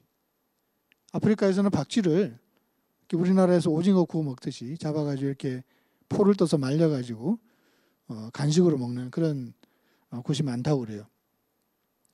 박쥐는 굉장히 많은 그 바이러스를 가지고 있어요. 이놈들이 면역 체계가 아주 좀 희한해가지고 그런 바이러스들을 가지고 있어도 살 수가 있습니다. 그리고 그 바이러스들 다 없애지도 않고. 그러니까 이게 뭐 저도 잘은 모릅니다만 이게 밤에 막 활동을 하려면은 자기 체온을 막 이렇게 굉장히 낮췄다가 높였다가 이래야 되는 어떤 그런 문제가 있대요. 그래서 면역이 아주 강하면은 자기 스스로가 이제 살 수가 없답니다. 그러니까 많은 바이러스와 박쥐가 그냥 공생을 하는 거죠, 그냥. 그런데 이제 그 사람은 다르니까 그런 바이러스가 사람한테 오면은 병을 일으키는 거예요. 많은 병들이 박쥐한테서 왔죠. 뭐 에볼라도 그렇고. 사실은 코비드 19 이것도 박쥐하고 연관이 돼 있다 이제 생각을 하고, 메르스도 박쥐하고 연관이 있다는 얘기도 있고, 하여튼 박쥐에서는 굉장히 많은 그런 바이러스들이 200여 종 이상의 바이러스가 있는 것이 발견이 되고 있기 때문에 이렇게 잡아먹는 거 굉장히 위험하죠. 사실은 그래서 저희도 이제 그 여행 예약을 하고 이제 여행을 가시는 분들 상담하는데 꼭 그 얘기를 합니다. 그 동굴 탐험하지 마세요. 박쥐 그 접촉하면 안 됩니다. 그 얘기를 꼭 하죠. 동굴 탐험은 좀 사실 위험합니다. 또 이게 보면은 이제 밀렵을 하지 못하도록 단속하는 사람 군인인데 밀렵을 해도 그냥 놔두고 있어요. 이게 뭐 워낙 먹을 게 없다 보니까 이게 다 잡아내지를 못하는 거예요. 이렇게 야생동물을 자꾸 잡고 있고, 이게 우한 시장의 모습인데 뭐 온갖 그 우한이 중국 하여튼 어느 그 시장의 모습인데 뭐 온갖 그 고기들이 다 있다. 그리고 이게 이번에 코비드 19과 연관이 있다고 알려진 철갑산인가요? 네, 그 동물이죠. 이걸 왜 먹을지 잘 모르겠습니다만 하여튼 그런 그 야생 동물 고기를 좋아하는 그런 그 분위기들이 있는 것 같습니다. 뭐 지금은 많이 그 제도적으로 억제를 하고 있다고는 하는데 그런 것들이 조금 문제가 되고 있고, 이 지구 온난화 문제도 상당히 문제인데요. 이게 뭐 여러 가지 그 기후를 바뀌기도 하고, 이게 이제 붉은 부위가 2008년도까지 한 10년 동안 온도가 올라간 지역인데 뭐 거의 전 세계 대부분이 온도가 올라가고 있죠. 기후 문제, 그다음에 뭐 식량 문제, 그다음에 뭐 이런 것들도 있지만 이게 문제를 일으키는 게 이런 그 모기와 같은 병을 일으킬 수 있는 절지 동물의 분포가 굉장히 늘어나는 거예요. 숫자도 많아지고. 이 대표적으로 이제 댕기 아마 들어보신 적이 있을 겁니다. 최근에 굉장히 환자가 많이 늘어나고 있고 매년 한 5억 명이 걸리니까요. 4억 명이 죄송합니다. 위험 지역에 사는 그 인구가 25억 명. 그러니까 전 세계 인구의 뭐 3분의 1도 넘죠. 그다음에 1년에 한 4억 명이 감염이 되고 한 그 1억 명 정도가 임상 증상이 발생하고 2만 명이 사망하고, 사망률은 많지는 않지만 그래도 이 병 자체가 생기면 굉장히 이제 열이 나고 막 근육통 있고 심하고 힘들기 때문에 문제가 되고 있는데, 이게 이제 댕기가 일어나는 지역의 분포도예요. 거의 이제 이 그 남반구 전체하고 그 다음에 북반구도 일부가 이제 포함되는데 우리나라는 아슬아슬하게 걸려 있죠. 예. 이 이집트 순모기라고 하는 모기가 주된 이제 매개모기인데 이거는 우리나라에 없어요. 근데 이 붉은 줄 순모기, 이것은 우리나라에도 있습니다. 이거는 이렇게 많은 그 감염을 일으키지는 않아요. 이렇게 사람을 많이 물지는 않기 때문에. 그래서 조금 드물게 병을 일으키긴 하지만 그래도 이게 병을 일으킬 수가 있고, 문제는 이게 어느 순간 우리나라에 유행을 소식을 하게 될지 모른다는 거죠. 이 지구 온난화가 점점 진행이 되면은. 제주도에는 일부 이 모기가 또 발견이 되기도 하고 그런다 그래요. 그래서 주의를 하고 있어야 되는데, 제가 사진을 하나 안 가져 나왔습니다만 사실은 그 일본에서 한번 유행이 있었죠. 2016년인가요? 그때는 이제 외부에서 들어오긴 했습니다만 자체적으로 한 160여 명의 도쿄에서 자체 발생했는데, 그때는 줄 순모기, 그러니까 아이디스 알부픽수스라는 이 모기에 의해서 자체적으로 그 도쿄에 있는 그 숲 내에서 160명의 환자가 생긴 겁니다. 우리나라에도 그런 일이 벌어질 수가 있고, 더 큰 문제는 이 이집트 모기가 분포가 점점 넓어지면은 우리나라도 유행 지역이 될 수가 있다, 이런 말씀을 드리겠습니다. 말씀드린 대로 아주 활발한 해외여행, 세계 무역, 인천이 세계 20위 여행객 수가 높은 그런 도시이고 연 약 5,800만 명 이렇게 여행객이 트래픽이 있다고 그러니까 굉장한 위험 지역에 우리가 살고 있다 이렇게 말씀을 드릴 수가 있겠습니다. 그래서 뭐 이미 알고 계시는 병들이지만 잠시 조금 요약을 해서 살펴보고 넘어가면은 뭐 다른 거 다 빼고 우리가 경험했던 그 인수공통 감염병 최근에 경험했던 것만 살펴봐도 중증급성 호흡기 증후군 (Severe Acute Respiratory Syndrome) SARS라고 우리는 그냥 이름을 붙였죠. 좀 어떻게 보면은 그 조금 공포감이 들 그런 발음이 있는데 하여튼 이 SARS 다행히 우리나라는 환자가 많이 생기질 않았어요. 그런데 중국에서 시작을 해가지고 37개국으로 퍼졌고 역시 이제 박쥐가 나왔죠. 그때는 사양 고양이 이걸 잡아 먹으면서 이제 생긴 것 같은데 그 다음에 환자는 약 8천여 명이 생기고 774명이 사망을 하고 약 10%에 달하는 치명률 상당히 높죠. 지금 코로나19가 한 1%, 2% 정도 사망률을 생각하는데 그에 비해서 사망률이 높았습니다. 그러다 보니까 굉장히 이제 다들 겁을 많이 먹어했고 굉장히 철저하게 이제 막 방역을 하고 그래서 뭐 캐나다도 이제 퍼지고 그다음에 뭐 싱가포르도 굉장히 심했고 막 중국 내에서는 뭐 마찬가지고요. 하여튼 우리나라도 그때 굉장히 일찍부터 이렇게 막 그 방역을 철저히 하고 하면서 우리나라는 두세 명 뭐 이렇게 의심 환자가 있었지만 확인된 환자는 없이 넘어갔습니다. 그래서 방역 모범국으로 이렇게 WHO에서 선정을 하기도 했었습니다만 하여튼 근데 이제 신종 인플루엔자는 우리나라도 아주 큰 타격을 받았었는데 이것도 역시나 인플루엔자도 이제 인수공통 감염병이에요. 뭐 아시다시피 주로 이제 철새 새들과 관계하기도 있고 조류 그 다음에 이제 돼지에도 이제 인플루엔자가 있는데 신종 인플루엔자는 이제 돼지에서 시작을 한 것으로 지금 알려져 있고. 하여튼 그 인플루엔자 바이러스는 유전자가 굉장히 느슨해가지고 어떤 것들이 들어오면은 막 그 안에서 뭐랄까 믹스를 많이 해요. 이것저것 막 이렇게 서로 섞여 버려가지고 새로운 어떤 그런 그 바이러스가 되는 그런 것들이 이제 일어나는데 그게 굉장히 심하게 변이가 일어나면은 이제 그걸 대변이라고 그러고 거기에 대해서는 거의 다 면역이 없기 때문에 큰 유행이 일어나는 것이죠. 거의 뭐 전 세계에 다 퍼졌고 공식적으로는 뭐 18,000명 사망으로 돼 있습니다만 추정으로는 그보다 뭐 거의 20배 한 15배 이상의 사망자를 추정을 하고 있고요. 한국에서도 75만 명이 감염이 되고 252명. 사망률은 낮았죠. 뭐 다행히 타미플루라든지 이런 치료약이 있었기 때문에 사망률은 낮았습니다만 그 아까 말씀드린 그 1차 세계 대전 때 유행했던 그때 그 독감 스페인 독감에 비해서는 사망률이 뭐 훨씬 낮죠. 그때는 뭐 거의 그 10%에 가까이 있었습니다만 그렇지만 그래도 이제 감염이 생기면은 막 심하게 힘들게 알아야 되고 그다음에 뭐 격리도 돼야 되고 뭐 일상생활 못 하고 하는 굉장히 큰 문제가 생겼더랬습니다. 우리나라도 피해갈 수가 없었었고요. 에볼라 우리나라에는 다행히 뭐 환자가 생기지는 않았습니다만 이것도 역시나 박쥐, 원숭이.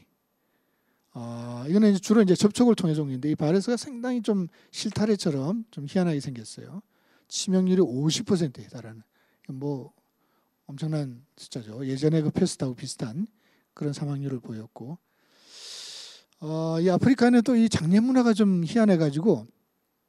관에다가 이 사자를 묻지를 않고 이제 두지를 않고 그냥 그 있는 그대로 또는 이제 그냥 포로 그냥 쌓여 있는 상태에서 조문객들이 와가지고는 조문을 하고 심지어는 거기다가 이제 입도 맞추고 이렇게 만지기도 하고 이런 장례 문화가 있어요. 그러다 보니까 이제 에볼라가 그냥 쉽게 그 접촉을 통해서 옮기게 된 거죠. 그래서 장례 문화를 바꾸고 그다음에 아주 철저한 그런 방호복을 입고 사망자들을 처리하고 이제 그러면서 많이 사그라들었습니다만 아직도 완전히 퇴치되지는 않았습니다. 지카도 이제 역시나 모기를 통해서 옮는 병이고 원숭이에서 이제 온 병으로 알려져 있는데 사실 병은 뭐 그렇게 심각하지는 않고 사망률은 높지는 않아요. 근데 더 큰 문제가 됐던 거는 이 소두증이었죠. 지카에 걸린 엄마에게서 태어난 아이는 머리가 이렇게 뭐 거의 납작하게 절반 정도는 없는 그런 모습으로 나타나고 태어나고 그래서 일찍 사망하기도 하고 또 이제 살아있는 동안은 굉장히 여러 가지 장애가 이제 있기 때문에 많은 부담을 안겨주는 그런 큰 문제가 됐었습니다. 이 브라질 등을 중심으로 해서 남미에서 유행을 했는데 아시다시피 이 남미 국가들은 대부분 이제 캐톨릭 국가들이라 또 그 임신 중절을 못하게 해요. 그러니까 자기가 임신 중에 지카에 걸렸어도 낙태를 안 하는 거예요. 그러다 보니까 소두증 아이들도 많이 생겨나고 그런 문제가 됐었더랬습니다. 다행히 지금은 조금 이제 사그라들었어요. 그다음에 우리가 아주 큰 상처로 가지고 있는 메르스, 중동호흡기 증후군, 미들 이스트 레스피레이터리 신드롬, 사우디를 비롯한 중동 지역에 국한된 병으로 알고 있었죠. 뭐 거기서만 문제가 되겠거니 그렇게 생각을 했는데 단 한 사람 감염자가 우리나라에 유입이 됐는데 그 단 한 사람으로 인해서 약 2,500명, 2,494명 감염. 죄송합니다. 이거는 이제 전 세계죠. 우리나라 186명 감염, 38명 사망.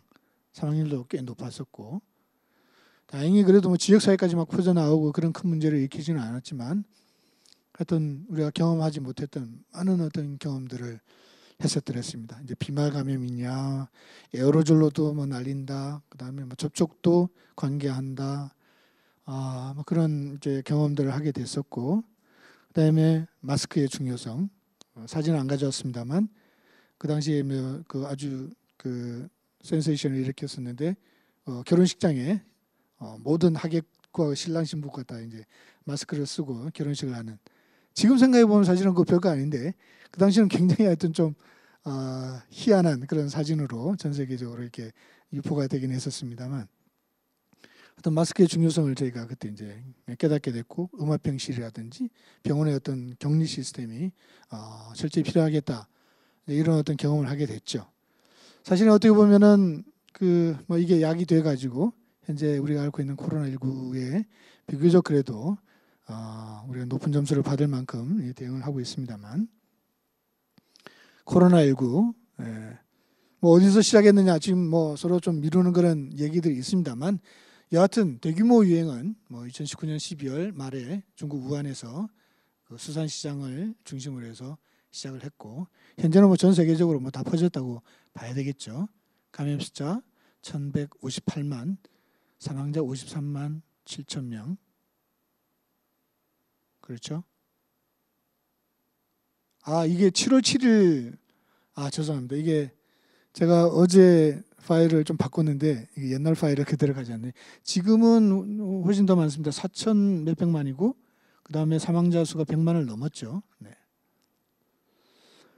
그래도 사망률은 조금 이렇게 뭐 이제 중증 환자에 대한 치료가 늘어나서 그러는지 사망률은 좀 줄어서 약 2점 몇 %로 알려져 있고요.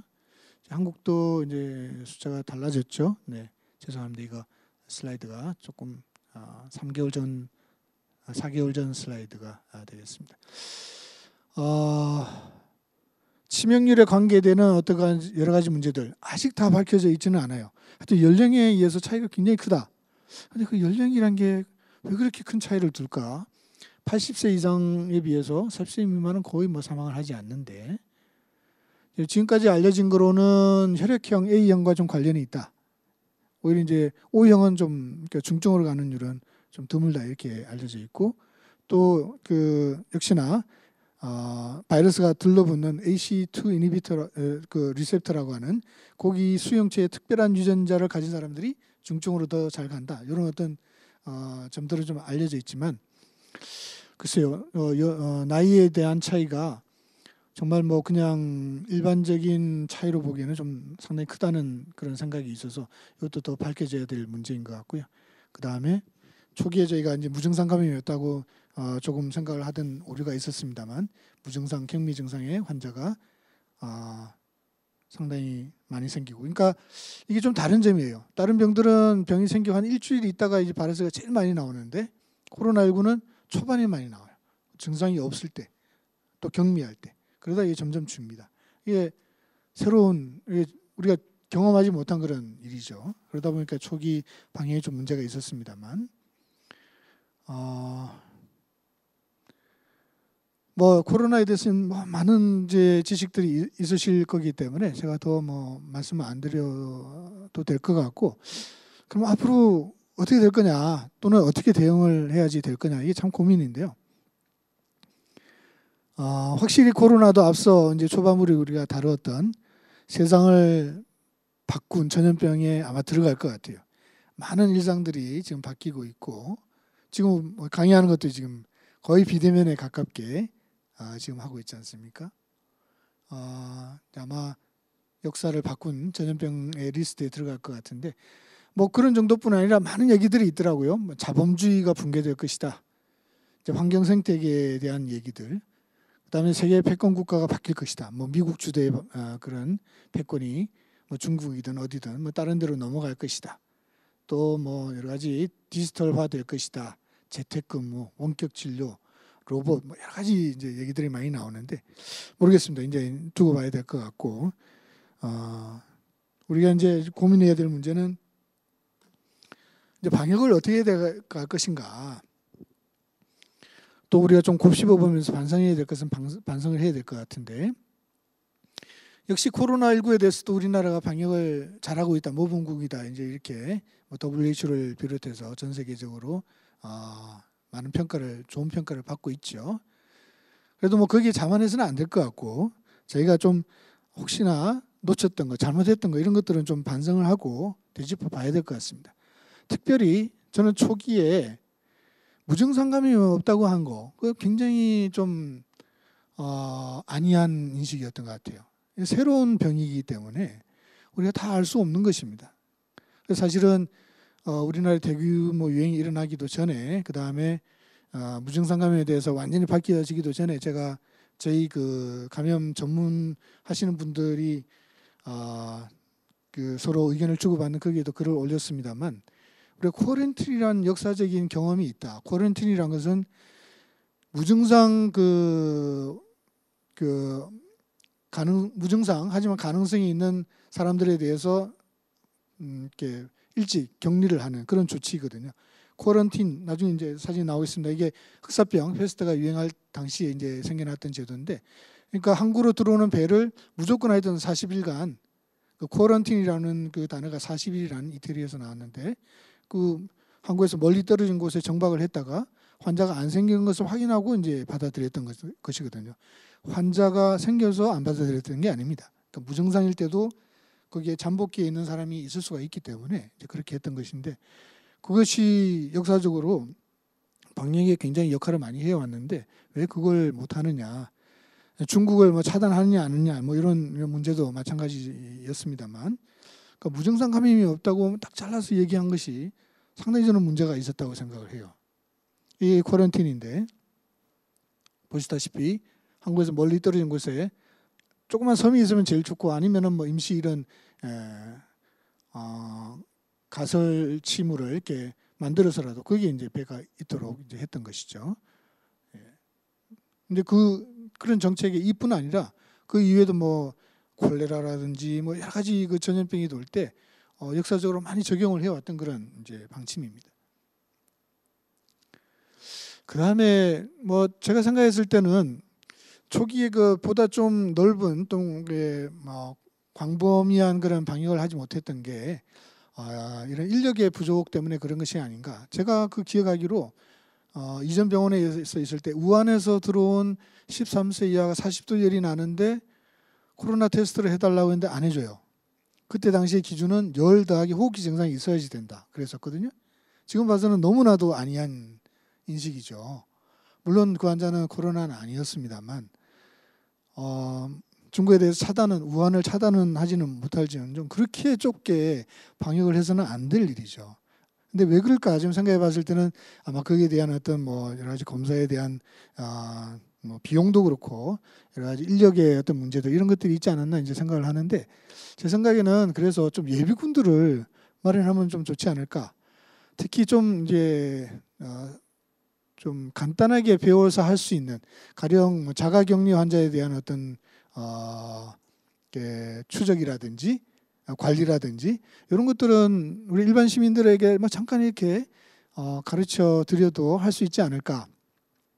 만약 그런 일들이 굉장히 부담이 된다는 말이죠. 근데 그게 금방 뭐 일이 닥쳐서 해가지고는 될 일이 아니니까 일정 부분 이분들에게 어떤 베네핏을 주면서 자원자들을 받아서 좀 교육을 시키면 좋지 않을까. 의료인 중에서도 이제 일을 안 하시고 계신 분들이 있으면 이분들도 이런 어떤 대규모 유행에 대한 그런 교육을 미리 좀 예비적으로 해놨다가 필요시에는 그분들에게 좀 도움을 요청하면 되지 않을까. 그 다음에 임시병원, 그 다음 생활치료센터. 생활치료센터도 그때도 저희 커뮤니티에서 제가 글을 올렸습니다만 한때 얘기가 나왔던 게 증상이 있어도 또는 감염이 확진이 돼도 젊은 사람들은 집에 있도록 하자. 병상이 모자라니까. 난 좀 위험하다고 생각했어요. 그분들이 정말 집에만 있을까요? 그리고 그 가족들은 또 어떻게 될까? 젊은 사람들은 괜찮겠지만 그 나이 드신 분들이 주위에 있을 때 그게 되겠느냐. 그래서 이래서는 안 된다. 그때 우한에서 오신 분들을 일정 격리시설에다가 이렇게 유치를 했었는데 그런 어떤 좀 시설을 만들자. 그런데 다행히 그 다음에 이제 뭐 생활치료센터가 생기고 그래서 이렇게 극복이 됐었습니다. 하여튼 이런 어떤 이건 뭐 여러 가지 사진들을 가져왔습니다. 이런 자원자들을 통한 그런 예비 인력 또는 시설들을 좀 갖춰놓는 것이 좋지 않겠는가 그런 생각을 했고요. 그 다음에 권위 있는 전문가의 지속적인 자문. 이 자문도 뭐 너무 그냥 중구난방으로 얘기를 하니까 뭐 방송사에서 그냥 쉽게 접촉할 수 있는 분들 막 이렇게 그분들이 얼마나 전문적인 지식이 있는지 모르겠는데 나와서 자꾸 얘기를 하고 가시는데 조금 학회라든지 좀 지속적으로 이렇게 어떤 걸러진 그런 정보들을 줄 수 있는 그런 자문 시스템이 있으면 좋겠다는 생각을 좀 했고요. 그 다음에 공학 기술을 이용한 방어 도구. 사실은 저는 좀 이런 생각을 해봤어요. 지금 손 씻기, 그 다음에 마스크, 거리두기 이 정도로 우리가 이제 개인 방역 수칙을 적용을 하고 있는데 늘 문제가 되는 게 이제 식당이라든지 뭐 카페라든지 마스크를 벗어야 되는 또 상당 기간 사람과 같이 가까이서 접촉을 해야 되는 그런 상황에서 이게 과연 되겠느냐. 뭔가 다른 조치가 필요하지 않느냐. 그래서 저는 사실은 공기청정기를 생각을 했었어요. 그런 것들을 좀 설치하면 좋지 않겠는가.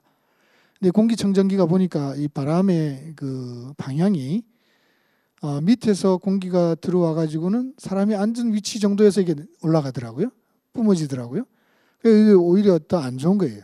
사람의 입 근처에서 자칫 잘못하면 이 비말들이 더 그냥 흩날리는 그런 문제가 될 수가 있어서 그럼 거꾸로 하면 어떠냐? 그 정도에서 들어와서 밑으로 공기가 빠져나가게 물론 이제 헤파 필터를 통해서 그런 생각을 안 그래도 다른 어떤 그 공학자들이 모인 집단에서도 한번 세미나에서 얘기를 해봤는데 비슷한 고민을 벌써 하고 계시고 개발을 하고 계시더라고요. 그래서 다행이다 싶은데 그런 생각도 또 해봤습니다. 그 고깃집에 가보면 이렇게 줄로 이렇게 쭉 내려가지고 이렇게 냄새 빨아들이는 그런 도구 그런 것도 좀 효과가 있지 않을까 모르겠습니다. 그건 증명을 좀 해봐야 되겠는데 하여튼 뭔가 추가적인 조치가 있어야 되지 않느냐 하는 생각이 좀 있어요. 사실은 백신이나 치료약 이런 게 나오면은 제일 좋긴 하겠습니다만 그 이전까지는 저희가 견뎌야 되니까 이게 아까 말씀드린 콜레라 때 그 펌프에 이 손잡이를 떼도록 조치한 존 스노의 사진입니다. 그 당시 매핑을 한 환자들이 이렇게 일정한 그 지역에 이렇게 모인다는 것을 이제 본 거죠.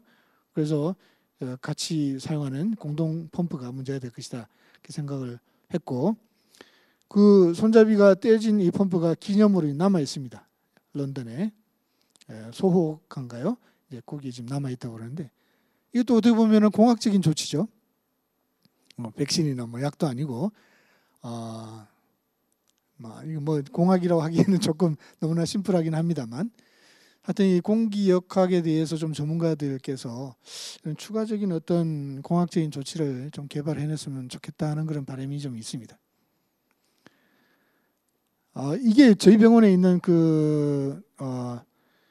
음압 시설이 없는 곳에서 사용할 수 있는 그런 이제 청정기인데 이게 별거 없어요. 공기를 이렇게 빨아들여서 아래쪽으로 내가게는. 그런데 값이 일반 공기청정기에 비해서 한 4-5배 됩니다. 뭐 의학 그런 어떤 의료 이런 얘기가 들어가면 굉장히 비싸지죠. 그래서 이거 빨리 좀 개발하면 좋겠어요. 그다음에 요 얘기만, 과도한 방호 장비 이것도 조금 문제예요. 이 의료인들이 너무 힘들어하는데 이게 이제 패스트 때 이 뭐 이렇게 보면은 막 이렇게 너무 힘들죠. 덥기도 하고 막 이게 얼굴이 막 해지기도 하고 그러는데 너무 과도하게 하는 것도 안 좋아요. 요 두 가지 사진이 상당히 좀 극단적인 사진인데 이 패스트 때 나폴레옹이 그 패스트가 유행하는 전쟁 지역의 병사들이 막 두려워서 안 나가려고 하니까 꾀를 내 가지고 패스트 환자를 데리고 와라. 이렇게 병사들 앞에서 만지는 그런 사진을 그림을 이렇게 보여주고 있습니다. 상당히 무모하죠. 이 만지는 것도 상당히 좀 찝찝하게 이렇게 손가락 끝으로 좀 만지고 있는데 이것 때문에 나가던 병사들 많이 죽었죠. 이 환자는 뭐 폐패스트는 아니었는지 모르겠어요. 그냥 선패스트 정도에서 나폴레옹이 안 옮겼는지는 모르겠지만 이건 사실 무모한 일이고, 이건 그 당시 의사의 복장인데 지금 뭐 레벨 D 방호복 이상의 뭐 아주 중무장을 하고 환자를 봤던, 코끝에는 방향제를 내서 썩는 냄새가 안 나도록 이렇게 했다고 하는데 이건 좀 과도하죠. 또 이런 극단적인 모습은 좀 이제 바꿔야 되는데 방호복도 조금 간편하게 해줄 필요가 있습니다. 그다음에 일선 의료진에 대한 보상, 전문 인력 육성, 그다음에 심리적인 보살핌. 환자나 이런 분들이 자살 충동을 느끼기도 하고 그래요. 자기가 막 죄인처럼 느껴지고 주위에서 막 이렇게 질타를 받으니까 그런 데에 대한 문제. 의료진도 많이 지쳐가는데 이런 데에 대한 이제 보살핌도 좀 필요하다고 생각을 합니다. 마지막 이 기획 관리된 집단면 시간이 좀 갔습니다. 이건 소설 같은 얘기인데 그런 생각을 좀 해봤어요. 이게 백신이 잘 안 나오면은 그때 뭐 집단 면역을 우리가 유도하자 이런 얘기도 또 나오고 그러는데 저 굉장히 반대했는데 집단 면역이 일어나려면 60%가 면역이 돼야 되는데 제가 계산해 보니까 우리나라에서 그러려면은 한 3천만 명이 면역이 있어야 되고 돌아가시는 분이 1%만 잡아도 30만 명이 돌아가셔야 돼요. 그 일을 어떻게 하겠어요? 그래서 그건 안 된다. 그러면은 젊은 사람들만 모아가지고 그 사람들 사망 잘 안 하니까 일정 기간 감염시킨 다음에 2주 동안 딱 격리시키면 어떠냐. 기획 관리된 집단 면역 어떠냐. 그런 얘기를 소설 같은 얘기를 한 적이 있는데 그것도 뭐 굉장히 좀 어떻게 보면 무모한 일이긴 하죠. 근데 최근에 그런 얘기가 나오더라고요. 영국에선가. 그건 사실은 면역을 시키겠다는 건 아니고 감염이 됐을 때 어떤 식으로 가는지를 보기 위해서 젊은 사람들 모아가지고 수백 명 감염을 시켜보겠다. 이런 얘기가 나오던데 하여튼 뭐 답답한 얘기입니다. 답답한 얘기인데 이제 백신이나 치료제가 나오기 전까지 뭔가 하여튼 지금 이상의 추가적인 아이디어들이 생겨나고 적용해야 되겠다는 생각은 여전히 있습니다.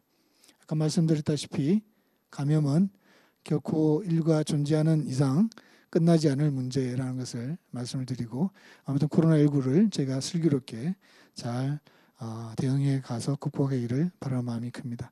네, 경청해 주셔서 감사드립니다. 감사합니다. 네, 교수님 강연 감사드리고요.